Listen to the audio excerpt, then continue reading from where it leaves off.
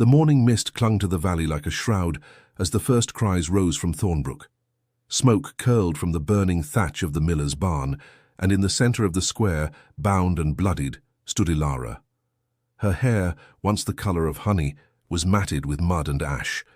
The villagers circled her like wolves, eyes wild with fear, mouths full of accusations. "She cursed the boy," shouted one woman, clutching a wooden cross. "His fever came after she touched him." "I gave him fever few and rest," Ilara gasped, her voice breaking. "The sickness was already within him." But no one listened. Fear was a louder preacher than truth. Stones struck her shoulders, her ribs, her knees. The world blurred into red and grey, and for a moment she thought she might vanish into it entirely. Beyond the mob, the bell of St. Cuthbert's chapel tolled, each ring a knell for her soul. The old priest watched from the steps, saying nothing, his lips moving in a silent prayer not for her, but for the purity of the village. The beating slowed when a group of soldiers rode in from the east road, their banners bearing the Black Wolf of Wessex. The villagers froze. The captain, a man with a scar across his jaw, dismounted and surveyed the scene. "Who commands this madness?" he demanded. The priest stepped forward. "She is cursed, Captain. The king's justice will understand." The captain's eyes moved to Ilara. "Then let the king decide." The crowd murmured as the soldiers untied her and threw a cloak over her shoulders. She could hardly stand. Every breath burned. But the cold iron of their duty was less cruel than the hands of those she'd once healed. As they led her away, Ilara glanced back. The villagers had already turned away, returning to their lives as if she were a storm that had passed. She thought of the little boy she'd tried to save, his fevered brow cooling beneath her touch. The memory gave her no comfort, only the hollow ache of futility. The road to the castle was long and rough. Autumn leaves carpeted the path, slick with dew. Every step sent pain through her ribs, but she forced herself to keep her head high. If she were to die, she would meet death on her feet. "Where are you taking me?" she asked the captain. "To Wessex Castle," he said. "The High Court sits in judgment tomorrow." She met his gaze. "And if I'm found guilty?" He hesitated. "Then you will not return to Thornbrook." The sky darkened as they rode, clouds gathering like bruises. Ilara closed her eyes and whispered the prayers her mother had taught her, the ones meant for healers, not witches. She had always believed that knowledge was mercy, that every wound deserved tending. But mercy, it seemed, had no place among those who feared what they did not understand. By the time they reached the outer gates, night had fallen. Torches burned along the walls, their light glinting on armor and stone. The castle loomed above the valley, a fortress of cold justice. The soldiers escorted her through the courtyard, past the stables, down into the echoing dark of the dungeons. A guard threw open a cell door and shoved her inside. The air was damp, thick with the scent of moss and rusted iron. Chains clinked as the door closed behind her. She sank to the ground, her body trembling from exhaustion. Somewhere above, the faint toll of a bell marked the hour. She wondered if anyone in Thornbrook prayed for her now. Then, from beyond the walls, she heard it, the low, distant rumble of hooves growing nearer. The king had returned from the northern wars. His judgment would come with the dawn. And in that moment, though broken and despised, Ilara felt a spark. Small, defiant, alive. If she must stand before him, she would not bow as her accusers had demanded. She would meet his eyes and let him see the truth they all feared. If you believe stories like hers should be heard, subscribe and join our circle of tales. The sound of hooves echoed through the stone courtyard long before the gates opened. King Aldric of Wessex had returned from the northern frontier, where frost and blood had tested the strength of his men and the silence of his own heart.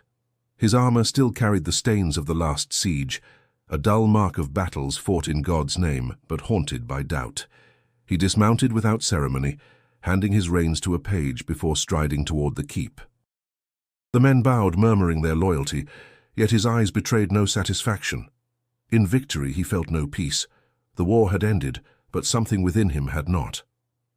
"Your Majesty," said Sir Rowan, his most trusted knight, walking beside him. "The council awaits. The southern villages sent new petitions. One speaks of witchcraft and blood curses. Aldrich's jaw tightened. Witchcraft again? How many more women must they burn to feel safe? Sir Rowan hesitated. Fear spreads faster than truth, my king. The High Court expects you to judge one accused healer tomorrow. Aldrich stopped.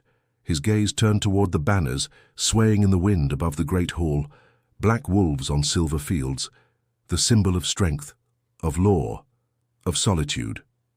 Prepare the court, he said finally. If I am to sit in judgment, I will hear every word myself. Inside the castle, torches flickered against the tapestries. The scent of tallow and damp stone filled the corridors. Servants moved silently, careful not to meet the king's gaze. The rumors of his temper were legend, not from cruelty but from a precision that tolerated no deceit.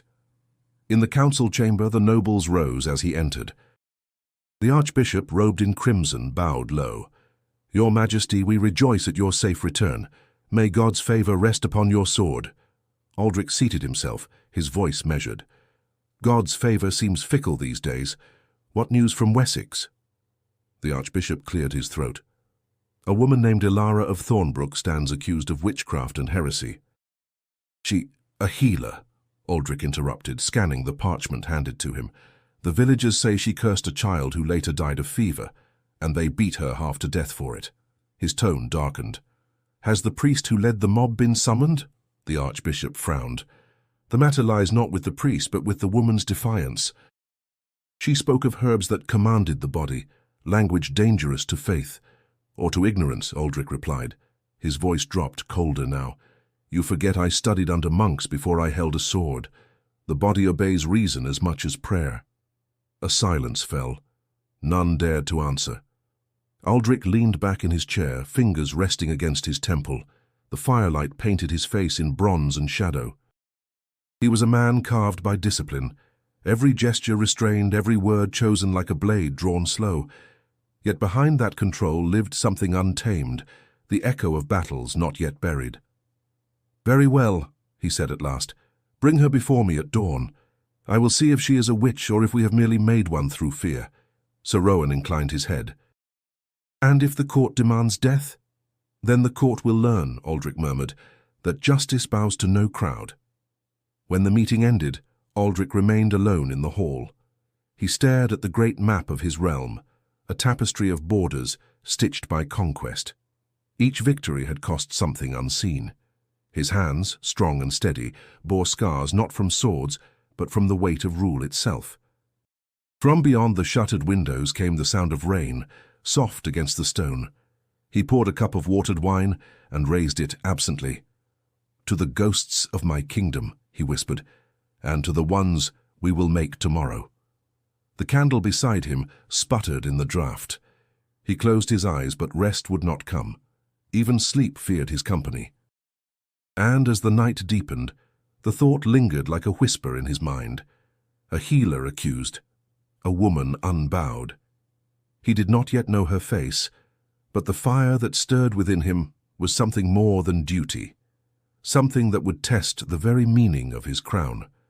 At dawn, the castle bells tolled 3 times, their echoes crawling through the mist-drenched courtyards of Wessex. Ilara was roused from her sleep on the cold stone floor by the clank of keys.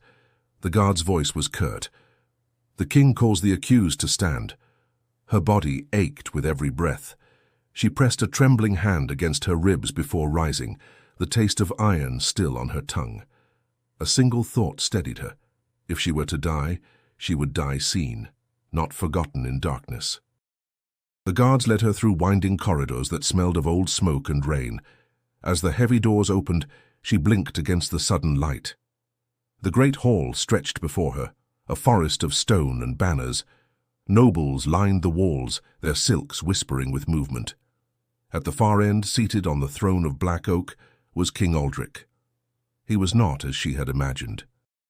The whispers in Thornbrook had painted him as a monster, a man of iron and cruelty. But the figure before her was colder in a different way, carved by restraint, not malice.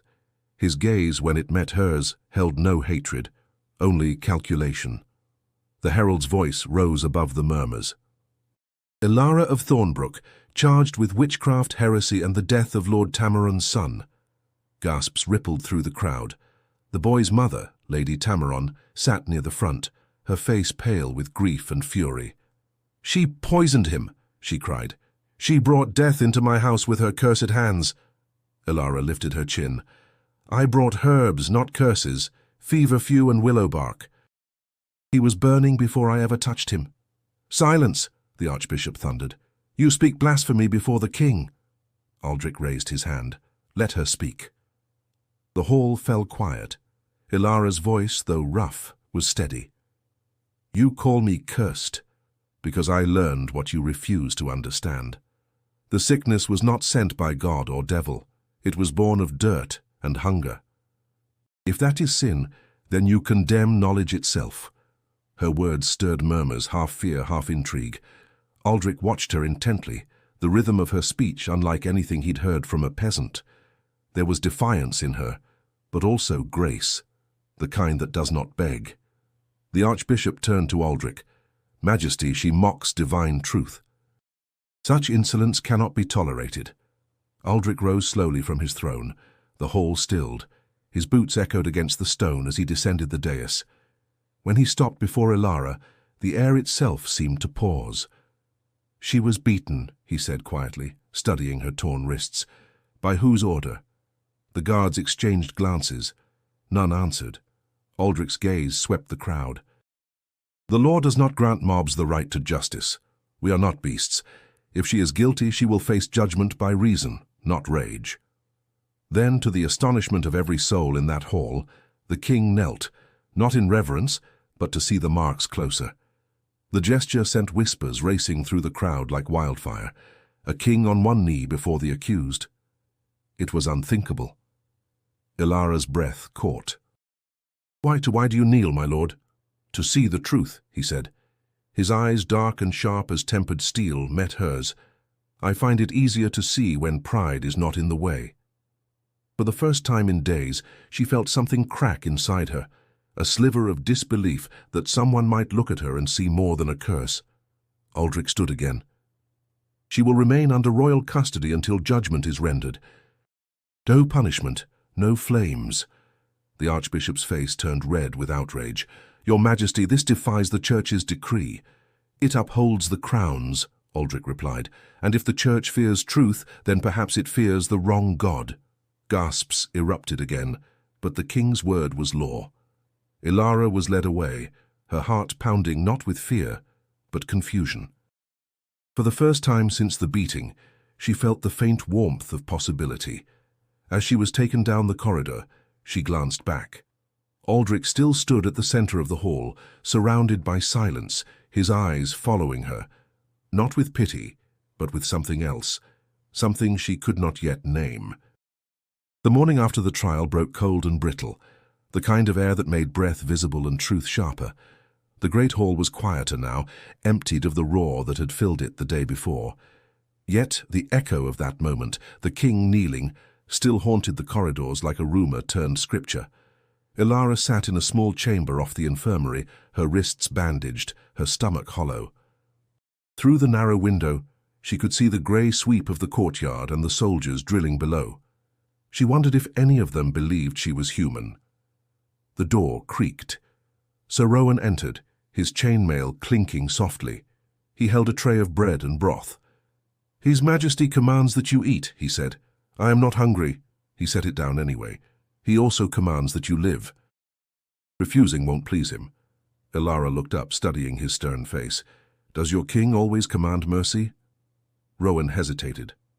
"He commands justice, whether the world understands it or not." He turned toward the door, then paused. "You shook the court yesterday. No one's ever seen him kneel." "I did nothing," she murmured. He chose to see. When he left, she picked at the bread with trembling fingers. The warmth of it felt strange against her skin. For so long, warmth had meant danger. In the council chamber, the king's advisers gathered like crows around parchment. The archbishop stood at the head of the table, his tone sharp. "Majesty, your mercy shames the church." That woman's defiance spreads like rot among the servants. Aldrich's gaze didn't waver. Fear spreads faster than faith, Archbishop. Perhaps we should burn that instead. A murmur rippled through the nobles. Lord Cedric, the treasurer, leaned forward. The peasants are restless. They whisper your name in the markets. Some call it courage, others heresy. Wessex cannot afford another rebellion. Aldrich's voice was calm but edged. It is not rebellion to question cruelty. He looked at the parchment listing Ilara's charges. This woman was beaten half dead for curing a child. If that is heresy, then our laws are already damned. The Archbishop's expression hardened. Majesty, compassion is noble, but power demands obedience. The Church guards the soul of this realm. And I guard its flesh, Aldrich said, standing. If one rots, the other follows. The room fell silent. The king's temper was legendary not for its volume, but for its precision. He dismissed the council with a flick of his hand. Leave her fate to me. The court will reconvene in 3 days. Until then, no one touches her. When the chamber emptied, Aldrich remained at the table, staring at the flicker of a single candle. The flame trembled like the kingdom's faith. He pressed his thumb against the wax until it burned, letting the sting remind him he was still mortal. Later that evening, he walked alone through the inner halls. He found himself outside the infirmary, where the faint scent of crushed herbs drifted under the door. He hesitated before entering. Ilara sat by the window, grinding leaves into a small bowl. She did not rise when he entered. "Your guards think I'll poison myself," she said softly. "They do not know that death comes easily to those who wait for it." Aldrich studied her for a long moment. "Do you regret speaking yesterday?" She met his eyes. "I regret surviving the beating more than the words." Something flickered across his face, a shadow of recognition. "Then perhaps both were meant to happen. You live because truth endures longer than pain." Her hands stilled. "Truth doesn't save lives, my king. It only marks who will be burned next." He looked toward the narrow slit of sky above them, streaked with dying light. "Then let them burn me first." Ilara stared at him, searching for mockery. There was none. Only the quiet conviction of a man too tired to lie. For the first time, the silence between them did not feel like fear. It felt like the beginning of something neither dared to name. Days passed under the cold discipline of the castle, where time moved with the rhythm of prayers and the clang of steel. Ilara's wounds began to close, though the bruises beneath her skin ached like memories refusing to fade. She was given a small cot in the infirmary and permission to work under watch. An act of mercy, the guards whispered, though none understood why the king would spare her. At dawn she rose before the rest, grinding herbs in silence. The sense of time and comfrey filled the air, sharp and alive, cutting through the damp chill of the stone walls. Her hands moved with purpose. Healing was the only language she trusted. Each mixture spoke in its own tongue. Rosemary for remembrance, lavender for calm, yarrow for wounds that refused to close. Sir Owen entered, carrying a tray of linens. "You work as though you've never known rest," he said. "I rest when there are no more wounds to mend," she replied, her voice steady but soft. He set down the tray. "The king asked if you required more herbs. He has sent word to the apothecary." Ilara looked up, surprised. "The king? Why would he concern himself with such things?" Rowan hesitated, studying her expression. "He values what others dismiss. That is both his strength and his curse." When he left, the words lingered. That night, as the torches dimmed, Aldrich himself appeared at the infirmary door. He wore no crown, only a dark cloak still damp from the rain. For a moment he said nothing, only watched her grind leaves beneath a stone pestle. "You work late," he said finally. "I sleep poorly," she answered without looking up. "Dreams are less kind than wounds." He stepped closer. "I know that feeling." Ilara glanced at him then, her eyes searching his face. "Kings dream of glory, not ghosts." He gave a faint smile. "You think too highly of kings." A silence stretched between them, not awkward but heavy with unspoken things. Aldrich watched her hands, the sure precision of each movement. "You've tended soldiers before?" he asked. "Villagers," she said. "Fever, childbirth, burns, broken bones. The poor have no healers but those who learn to be one. And yet they called you cursed." Ilara paused. People fear what they owe gratitude to. It reminds them of their own helplessness. He studied her, his voice lowering. Do you fear me, healer?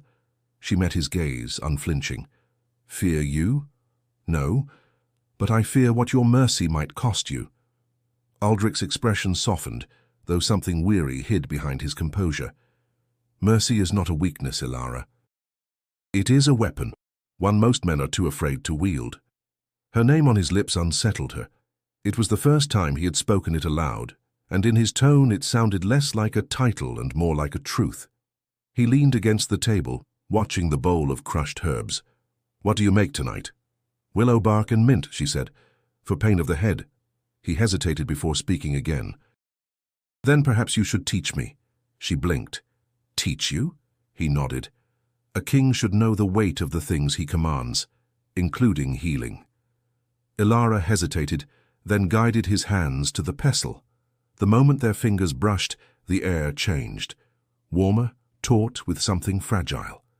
Together they ground the bark into dust. Aldrich's movements were careful, deliberate. It smells bitter, he said quietly. Most cures do, she replied. When the mixture was done, she poured it into a cup of warm water and handed it to him.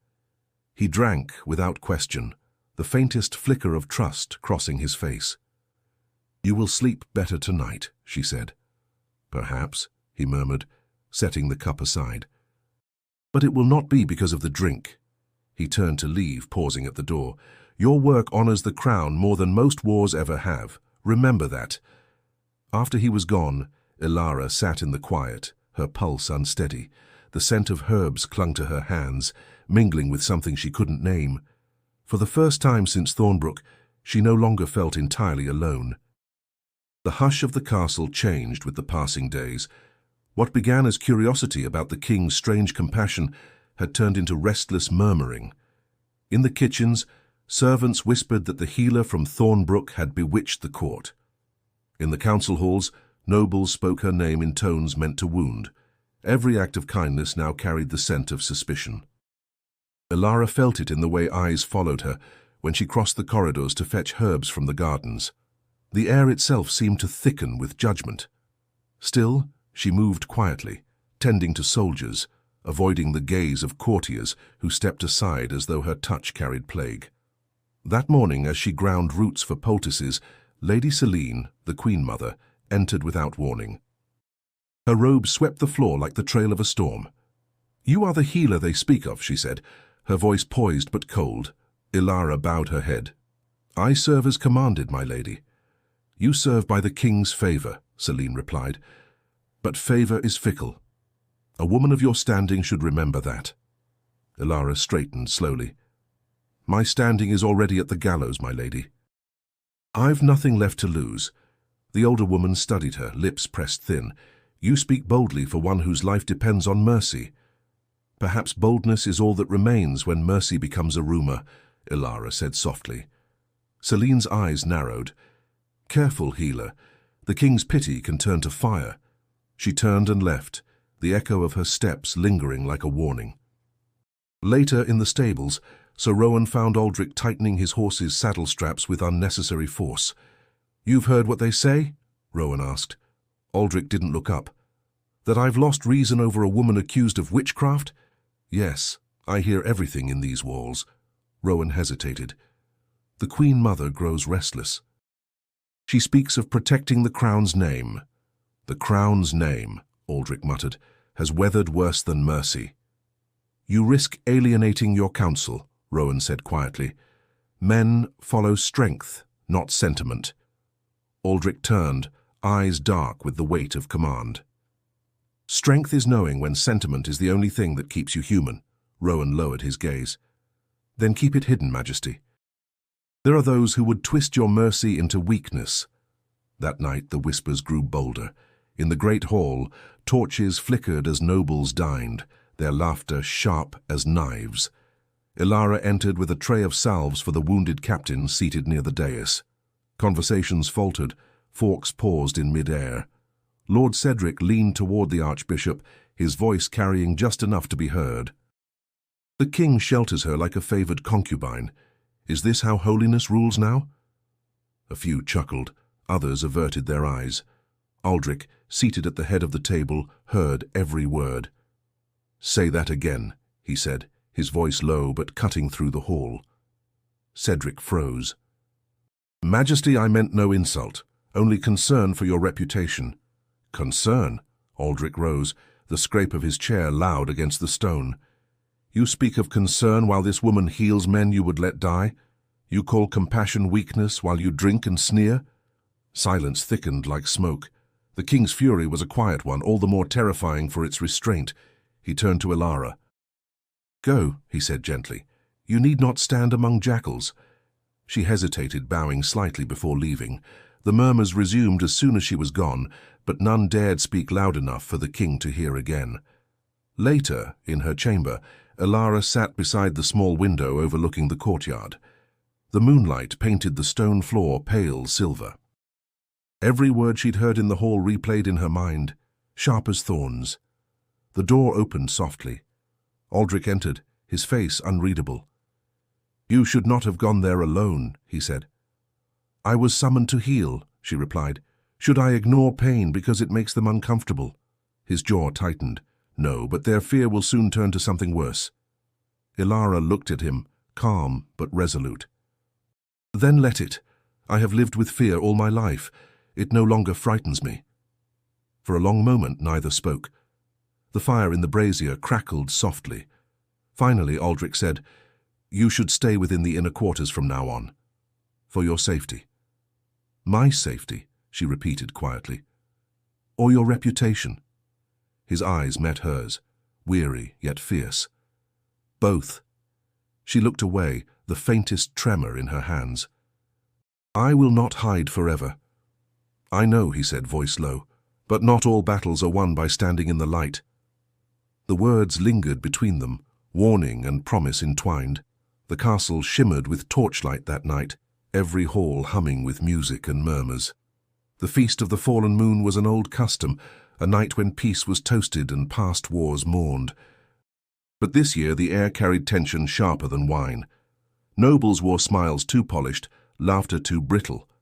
Beneath the golden silk there was fear, of change, of mercy, of the king's heart. Ilara remained in her chamber, as Aldrich had ordered. Yet through the window she could hear the faint rhythm of lutes and voices rising from the great hall. The scent of roasted meat drifted up, mixed with the bitter tang of autumn wind. She told herself she didn't care, that the festivities of the powerful were none of hers. Still, a restless unease pulled at her. In the courtyard below, a young page tripped and gashed his leg on a fallen lantern post. His cry echoed faintly. Instinct overrode caution. Ilara grabbed her satchel of herbs and hurried down the narrow stairwell before her mind could object. When she entered the hall, conversation stopped. Music faltered mid-note. Her plain dress and worn satchel stood like defiance among jewels and banners. The boy's mother, a servant, knelt beside him, frantic. "Please," the woman whispered.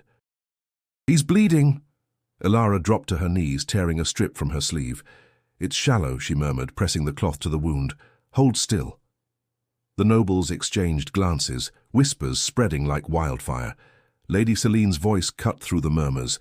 "The accused enters unbidden. Has the king truly lost all sense of order?"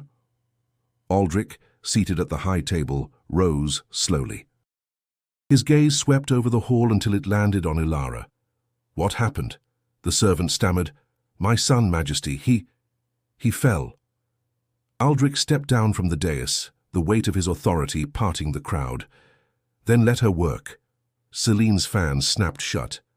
"You cannot allow this, before the court, before the church, before my people," Aldrich interrupted, his tone calm but absolute. "She heals, nothing more." The hall fell silent except for the sound of Ilara's steady voice guiding the boy's breathing. When the bleeding stopped, she rinsed the wound with wine and bound it with linen. "He'll walk again by morning," she said softly. The child looked up at her, eyes wide with gratitude. It was a small human moment, too simple, too pure, and yet it threatened to unravel the fragile threads of decorum that held the court together.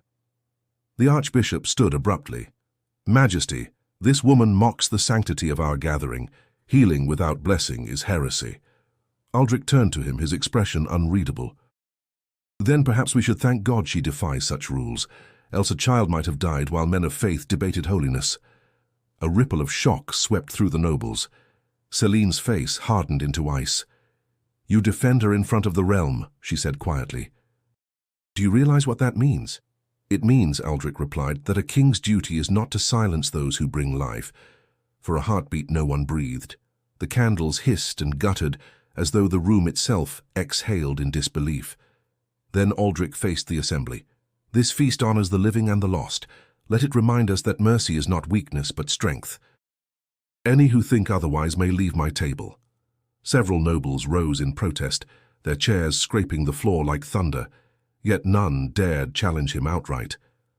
Ilara lowered her head, uncertain whether to feel pride or dread. She could feel the daggers of their stares piercing her back. When Aldrich turned toward her, his eyes softened just enough for her to see the man behind the crown. "You've done well," he said quietly, "but next time wait for my call." "I couldn't," she replied. "The child was bleeding." "I know," he murmured. "That's why they fear you." She didn't answer. Fear was something she understood well, but not the kind that looked like reverence. As she gathered her satchel, Aldrich lifted his goblet once more. "To the healer of Wessex," he said, his voice carrying across the hall. No one echoed the toast, yet in that silence something unspoken passed between them, a promise sealed not by power, but by defiance. 3 nights after the feast, the bells of Wessex rang not for celebration but for disaster. The Abbey of St. Iron, the oldest in the kingdom, had caught fire before dawn. Its flames painted the sky crimson, a terrible omen for those who believed in divine punishment. Smoke rolled across the valley, black and choking, carrying the stench of burnt parchment and prayer. Ilara woke to the clamor of shouting in the courtyard. She rushed to the window and froze. The horizon glowed red like a wound, the abbey's spire collapsing into sparks. "No," she whispered. That place had housed the priests who first accused her, men who had called her knowledge an affront to God. Within the hour, messengers galloped through the gates, their horses lathered and trembling. Aldrich met them in the council chamber, his voice hard. "Speak." "The abbey burned before the morning prayers," the lead rider said. "No one survived the upper quarters. The archbishop believes it was divine wrath, or witchcraft." A murmur rippled through the gathered nobles. The word witchcraft spread like smoke, finding its mark. All eyes turned toward the silent figure standing by the door. Ilara, summoned by the king himself to tend the injured soldiers returning from the blaze. The archbishop's face flushed. "Majesty, must she be present?" "The fire bears the mark of her sin. You show her mercy and heaven answers with ruin." Aldrich's gaze sharpened. "Heaven has strange ways of punishing innocents. Tell me, Archbishop, did you see her there?" "I did not." "Then silence serves you better than speculation." But outside the chamber the whispers grew faster, uglier. Servants crossed themselves when Ilara passed. Some refused to accept her herbs, muttering that her touch called flame. The guards began watching her more closely, suspicion darkening their eyes. That evening, she stood alone in the infirmary, grinding willow bark with shaking hands. The sound of the pestle against stone felt louder than usual, like the ticking of an unseen clock counting down to judgment. When Aldrich entered, she didn't look up. "They think I did it," she said quietly. He closed the door behind him. "They think what they are told to think. I healed their wounded. I saved their children." Her voice cracked. "And still they look at me as if I set fire to their prayers." Aldrich stepped closer. "If fear were logic, there would be no need for kings." She finally looked at him, eyes rimmed red. "You defend me before your court, but they hate you for it. Every time you speak my name, you lose another ally." "Let them go," he said simply. "I am not their servant." "That is not true," she whispered. "You serve this kingdom." "You serve them whether they deserve it or not." He didn't answer at once. Instead, he reached for the bowl and examined the crushed herbs within. "Yarrow," he said. "For burns?" She nodded. For the soldiers who fought the fire, they came back covered in soot and guilt. They said the flames leapt too fast, as if guided by wind, not chance. Wind, Aldrich repeated, thoughtful. Or sabotage, her eyes widened. You think someone set it? Someone who needed a devil to blame. The realization chilled her more than the stone walls. Me. Perhaps, he said, or perhaps they only need the idea of you. The room fell silent except for the rain beginning outside, soft and steady. Aldrich turned toward the door. The council meets again tomorrow. I will not allow them to speak your name without proof. Ilara's voice trembled. And if proof is forged? He paused, then met her gaze. Then I will break the hand that forges it. She wanted to believe him, yet the world had already shown her how truth bends under fear. Still, something in his tone, unyielding, quiet, lodged in her chest like a spark refusing to die. As Aldrich left, thunder rolled across the valley.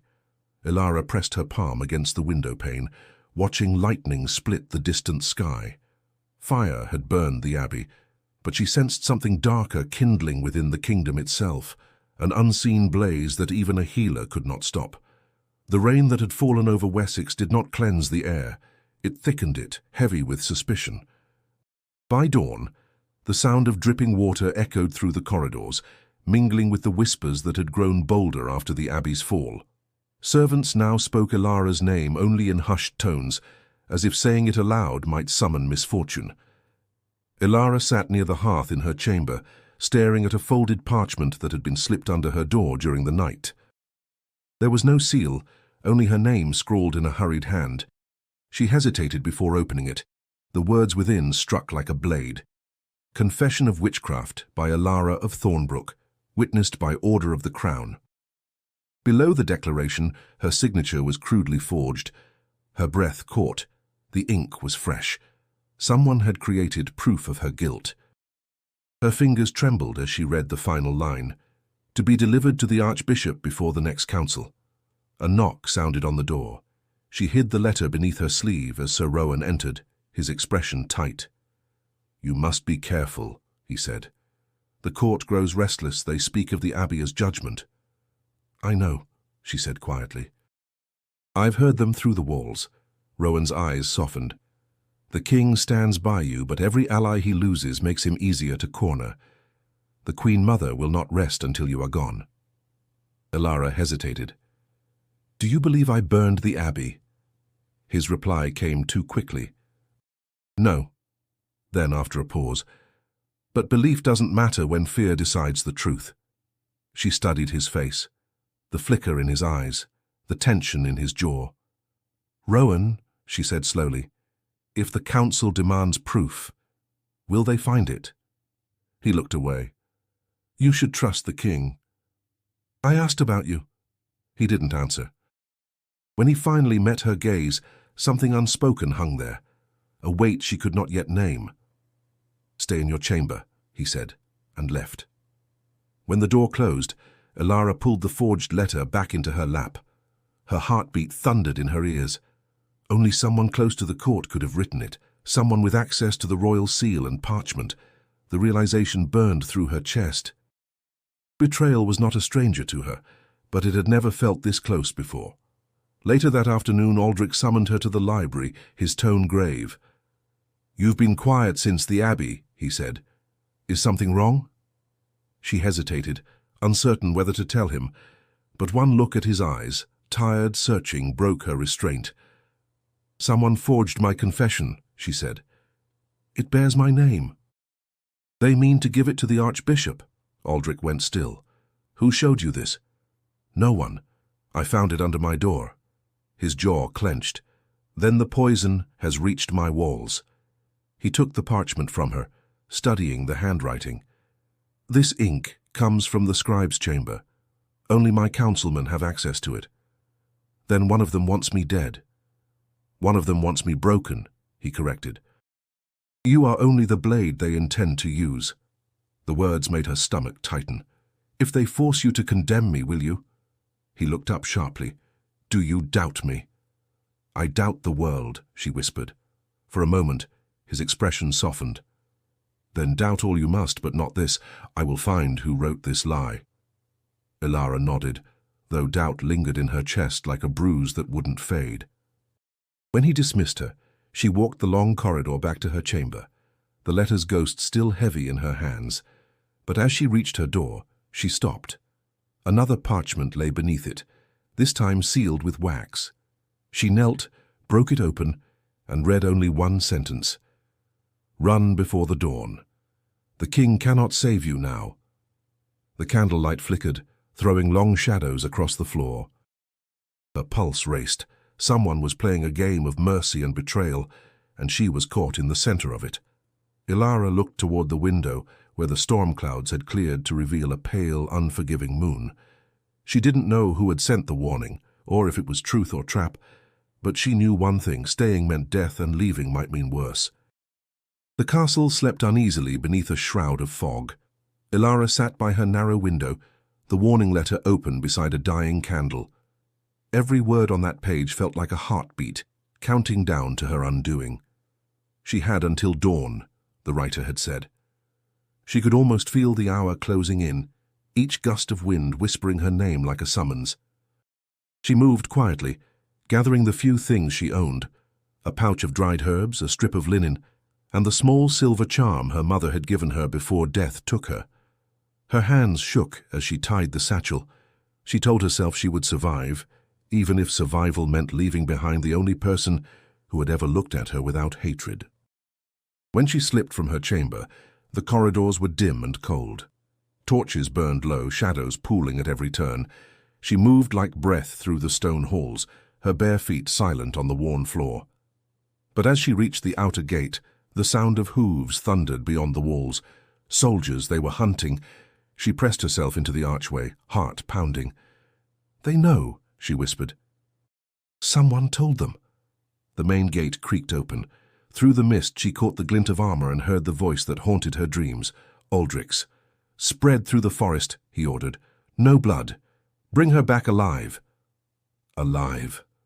The word twisted her gut. He had not betrayed her, but his mercy could still be her cage.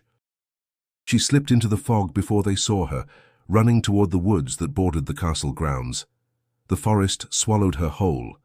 Branches clawed at her arms. Damp earth clung to her skirts. Every sound, every crack of twig, every whisper of leaves made her flinch. She moved by instinct, following the stream that wound through the valley. The moon hung pale above the trees, offering just enough light to see the path ahead. Behind her the horns sounded, a low, mournful call that sent shivers through the night. The hunt had begun. Ilara's breath came ragged. Her legs burned, but she pushed forward deeper into the woods. The fog thickened until even the moon disappeared, and the world became nothing but sound and fear. She stumbled over a root, falling hard against the ground. Pain flared through her side. For a moment she lay still, gasping. Then she heard hoofbeats, closer now, pounding through the mist. She forced herself up and ran again, her blood singing with panic. Somewhere behind her men shouted orders. The forest echoed with their pursuit. A sudden flash of metal cut through the haze. A knight burst through the trees, sword drawn, face hidden beneath his helm. "Stop!" he shouted. Ilara darted aside, branches tearing at her skin. "Please," she cried, "I mean no harm." But mercy was not theirs to give. The soldier lunged, catching her arm. She twisted, driving her elbow into his chest.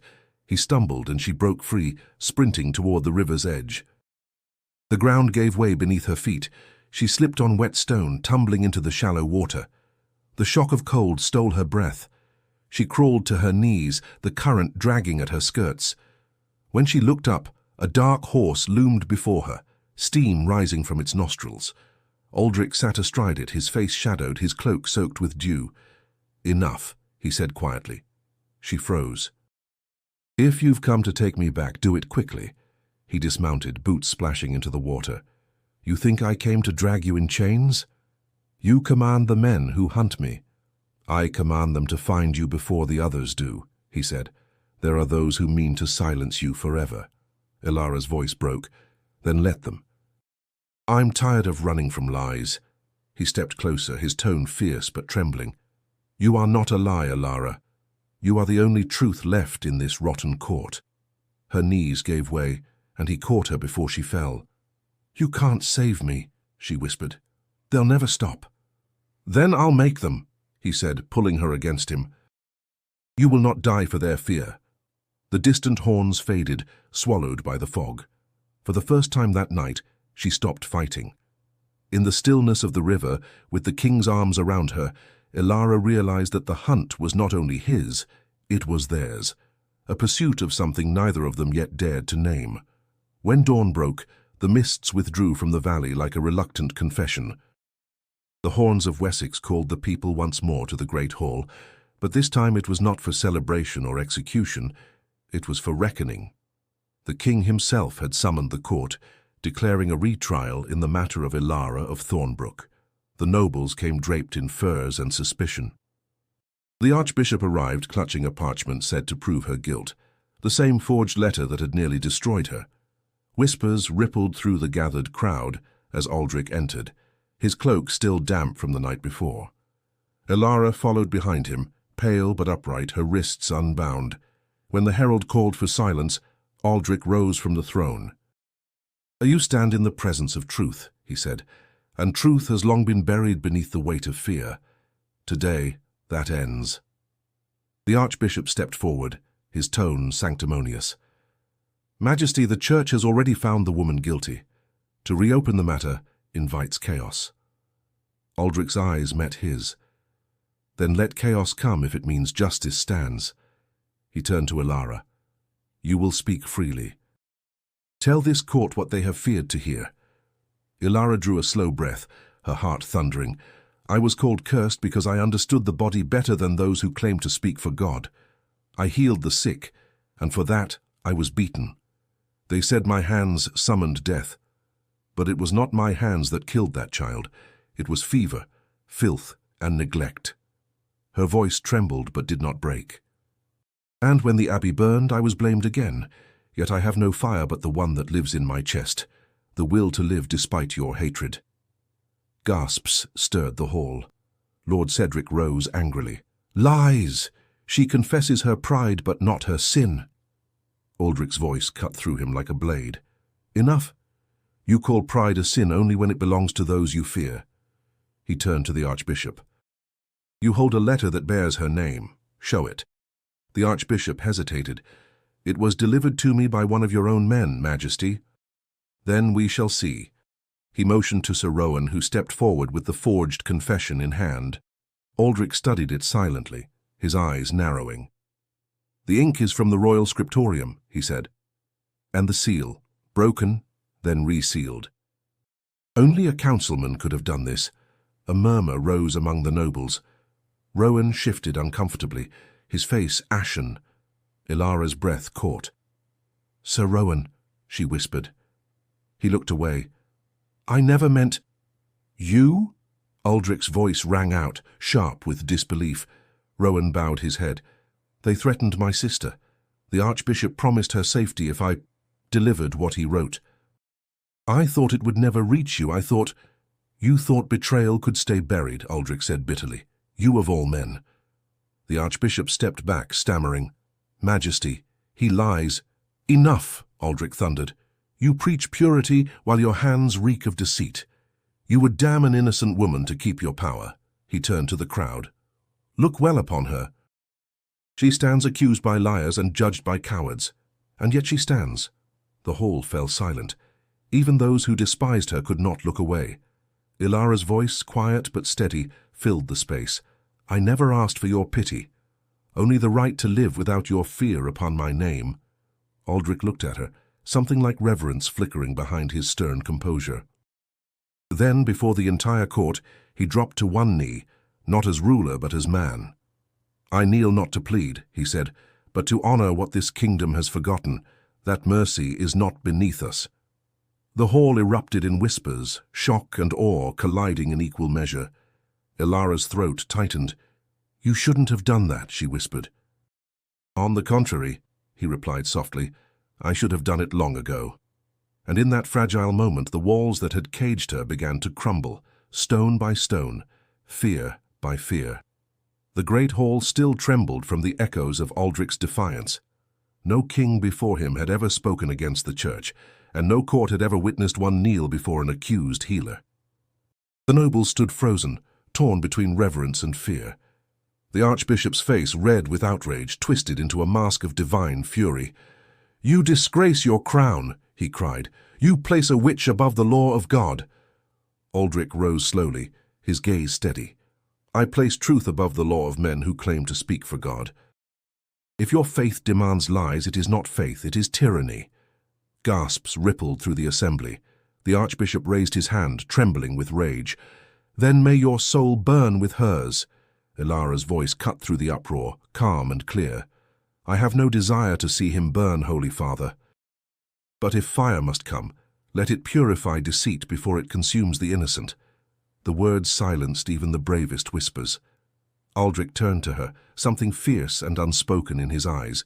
Respect, perhaps, or something deeper. "You have been accused by liars," he said. "And today you will be vindicated before all of Wessex." He gestured to Sir Rowan, who stood near the dais, guilt etched deep into his face. "Swear it now, before the realm," Aldric commanded. "Swear that she was framed by the church." Rowan stepped forward, voice shaking. "I swear it. The archbishop ordered the forgery. I only obeyed because my sister's life was threatened." The hall erupted in shouts, some of disbelief, others of outrage. The archbishop's composure cracked. Lies. Lies from a man bewitched by her. But Aldric's authority cut through the storm. "Enough," he thundered. "By my decree the letter is void, the charge is false. Ilara of Thornbrook is free." The crowd's uproar rose again, half defiance, half awe. Some nobles crossed themselves, muttering that the king's mercy would doom them all. Others, especially the soldiers who had seen her heal, lowered their heads in quiet relief. The archbishop stepped back, his voice trembling with venom. "You would defy the church for a woman who bends herbs and speaks of reason. You risk eternal damnation for a healer who knows not her place." Aldric's tone turned cold as forged steel. "My place is beside truth, not beneath threats, and hers," he looked toward Ilara, "is among the living, where courage belongs." "You are no king," the archbishop spat. "You are a heretic." Aldric's jaw tightened. "If heresy is mercy, then I will wear it as my crown." The archbishop raised the cross he carried, his voice breaking into a curse. "Then I cast you out from the grace of heaven." The hall fell silent. The weight of those words hung in the air like smoke. Yet Aldric did not bow, did not flinch. "Heaven needs no messenger who speaks of hate," he said. "Leave this hall before my guards drag you from it." The old man hesitated, searching the faces around him for loyalty. He found none. The soldiers' eyes were hard. The nobles stood motionless. And so, gathering his robes, the archbishop turned and walked out, his final glare falling upon Ilara as though she were the cause of every ruin. When the doors closed, the tension broke like a storm. The courtiers erupted in conflicting cries, some furious, some triumphant. Aldric turned to them all. "Let it be known," he declared, "that the rule of fear ends here. The church governs the soul, but I will guard the living." Then his gaze found Ilara again. "From this day forth you will remain under my protection. No blade, no prayer, no lie shall harm you." Ilara's throat tightened, but she managed to whisper, "And who will protect you, my king, when mercy turns the crown against you?" Aldric's voice softened. "Perhaps mercy will do what fear never could, teach men to be more than shadows of their gods." The torches flickered, casting long reflections across the polished floor. In that light, the king and the healer stood not as ruler and subject, but as two souls bound by the same rebellion, the courage to believe that compassion could rebuild what faith had broken. Winter crept quietly into Wessex, wrapping the kingdom in silver mist and brittle light. Snow lay soft on the battlements, muffling the world beneath a hush that felt almost sacred. For the first time in months, the castle breathed without fear. The church had withdrawn its men, and the whispers that once filled the corridors had dulled into uneasy silence. Ilara stood on the ramparts, her cloak drawn tight around her. The air smelled of pine and distant smoke. From here she could see the frozen river winding through the valley, its surface glinting like glass. For the first time since her trial, she felt the weight in her chest ease, not gone but gentler, as though the air itself had learned to forgive. Footsteps approached. She turned and saw Aldrich, his breath clouding in the cold. "You should be inside," he said, though his tone carried no command. "I grew up in winters harsher than this," she replied. "Cold doesn't frighten me anymore."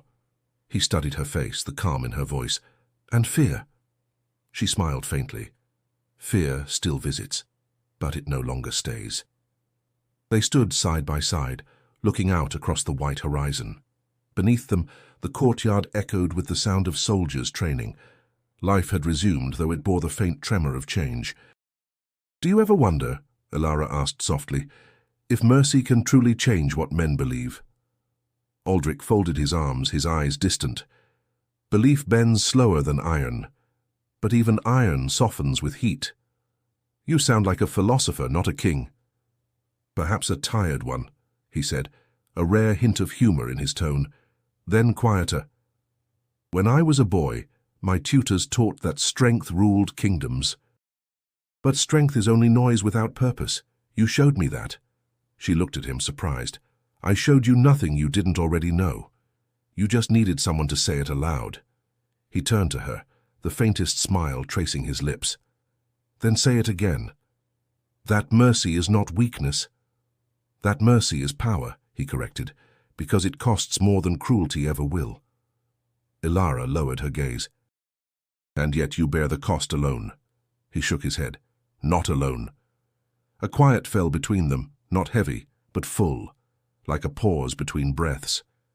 From somewhere below, a bell rang, signaling the end of the day. The sound drifted up through the cold air like a hymn. "I used to hate that bell," Elara said. "It reminded me of judgment. Now it sounds different." Aldrich glanced at her. "What does it sound like now?" "Like forgiveness," she whispered. The king's expression softened. "Then let it keep ringing." They lingered there as dusk painted the snow in shades of violet and gold. For a fleeting moment, the world felt still. Two souls standing in the eye of a storm that had not yet passed but no longer raged. Finally, Aldrich broke the silence. "When this peace settles, when fear fades, what will you do?" Elara hesitated. "I will keep healing. I will teach others to do the same, not through power, but through knowledge. And if the world calls you cursed again, then I will remind it that curses cannot heal." Her words drew a faint smile from him, though his eyes betrayed a weariness too deep to hide. "You speak as if you've already forgiven them." "I haven't," she said, "but I'm learning to." The wind shifted, carrying the scent of pine and smoke between them. Aldrich reached out, his gloved hand brushing hers, an unspoken question. She didn't pull away. "If you had freedom," he asked quietly, "where would you go?" Elara looked toward the valley. "I would stay." "If you can bear the curse they call love," he exhaled, a sound half laughter, half surrender, "then let that curse be my kingdom." The bell rang again, deeper this time, echoing through the frozen night. Neither moved, both knowing that the peace they shared was fragile, like snow underfoot, beautiful and fleeting. But for now it was enough. Spring returned to Wessex like a slow exhale. The snow melted from the rooftops, the fields grew green again, and the scent of rain mingled with new life. Months had passed since Elara's trial, and though the scars of fear still lingered in whispers, something deeper had begun to take root: hope. At the edge of the castle grounds, a small stone building stood with its doors open to the morning light. It was neither church nor hall, but a place for the wounded and the weary. Inside, herbs hung drying from the beams, and the low hum of voices filled the air. This was the healer's hall, Elara's dream, now born into the world. She moved through the rows of cots, her steps light, her hands steady. "Easy now," she said to a young soldier with a bandaged arm. "The salve will sting before it soothes." He grimaced, then managed a small smile. "Better your sting than the priest's prayers, my lady." "I'm no lady," she replied gently. "Only a healer." From the doorway, Aldrich watched her, unannounced. He had shed his crown for the morning, dressed simply, his presence unnoticed by most. There was a quiet pride in his eyes as he watched the woman once condemned now command respect through compassion. "You've built more peace in these walls," he said finally, "than my armies ever did beyond them." Ilara turned, startled, then smiled. "Peace cannot be conquered, my king. It must be tended." He walked closer, glancing at the shelves of herbs. "And yet your tending reaches further than any sword I've wielded." Her gaze softened, "because pain listens where pride will not." For a moment, they stood in silence, surrounded by the soft murmur of patience and the scent of rosemary and sage. Aldrich looked toward the small group of women grinding herbs at a table. "You've gathered quite the following. They came from villages that once feared me," she said. "Now they come to learn." "And you trust them?" "I must," Ilara replied. "If mercy is to live, it cannot be guarded like treasure." Aldrich's expression grew thoughtful. "You risk much by teaching them. Knowledge has always been the Church's weapon, and now it is yours." She met his gaze. "It was never theirs to own. Healing belongs to all who suffer." He nodded slowly as if the truth of it weighed on him. "Then let this place stand as law, under royal protection." Ilara's breath caught. "You would decree it?" "Yes," he said firmly, "so that no blade, no prayer, no lie can touch those who come seeking help." Her voice wavered. "That will make enemies of powerful men." Aldrich smiled faintly. "I already dine with ghosts of enemies past. What's one more seat at the table?" Despite herself, she laughed, a sound light enough to startle even her. "You speak as though mercy has made you reckless." "Perhaps it has made me alive," he said quietly. "You reminded me that strength without compassion is only fear wearing armor." Ilara looked down, fingers brushing the edge of the table. "You've changed more than a kingdom, Aldrich. You've changed yourself." He studied her face, the quiet fire still alive in her eyes. "And you've changed what I thought kingship meant." The sound of a child's laughter broke the stillness. A boy, no older than 10, ran through the doorway clutching a bundle of herbs. "Mistress Ilara," he cried, "we found wild mint by the stream." "Good," she said, smiling warmly. "That's for the poultices. Remember, mint cools the blood." The boy nodded and ran off again, his joy echoing through the hall. Aldrich watched him go. "Children will remember this more than they remember my decrees," he said. "Then the kingdom is finally learning," Ilara murmured. He looked around the hall one last time. "If this is your oath," he said, "then I will make mine beside it." "And what oath is that?" "That no hand will strike in fear while I still draw breath." Ilara's eyes met his, steady and sure. "Then let healing be our rebellion." Aldrich smiled. "It already is." Outside, the bells of Wessex rang, not for war, not for trial, but for peace, and for the first time their sound carried not judgment, but grace. Years passed like pages in a quiet book. The kingdom of Wessex grew softer around its edges, its people less ruled by fear, more guided by understanding. Where gallows once stood, gardens bloomed. Where superstition had held hearts captive, healers now worked with open doors. And at the center of it all stood the Hall of Healers, a place built not from stone alone, but from mercy that refused to die. It was the 10th anniversary of Ilara's trial, though no one called it that anymore. The day was now known as the Day of Renewal, when the bells of Wessex rang in honor of those who had suffered for truth. From every corner of the realm, villagers and nobles alike gathered before the old chapel, now rebuilt as the Hall of Healers, its walls crowned with ivy and sunlight. Ilara moved among them with quiet grace, her hair now threaded with silver, her eyes unchanged, still bright with the calm certainty of one who had chosen love over bitterness. Children ran to her, clutching flowers and herbs, eager to show what they had learned. "Mint for fever," one girl said proudly. One girl said, "And sage for the spirit." "Well remembered," Ilara said, smiling as she placed a gentle hand on the child's shoulder. "Knowledge is the truest prayer." As she turned, her gaze caught on the figure standing near the gates. The crowd parted in reverence as King Aldric approached. Age had traced lines across his face, but his bearing remained unbroken. He no longer wore the heavy crown, only a circlet of silver, light enough to remind him that power was borrowed, not owned. He stopped before her, their eyes meeting as if no years had passed at all. "You've made peace look easy," he said. "And you've made justice look human," she replied. He smiled, weary but genuine. "Not all men could have learned it." "No," she said softly. "But you did." The bells began to toll, deep and resonant, carrying across the valley. The sound drew the crowd to silence. Aldric turned toward the chapel steps, where the stone still bore the faint marks of its old foundation, the place where once, long ago, a beaten woman had stood accused and a king had knelt. He walked forward, slowly, deliberately.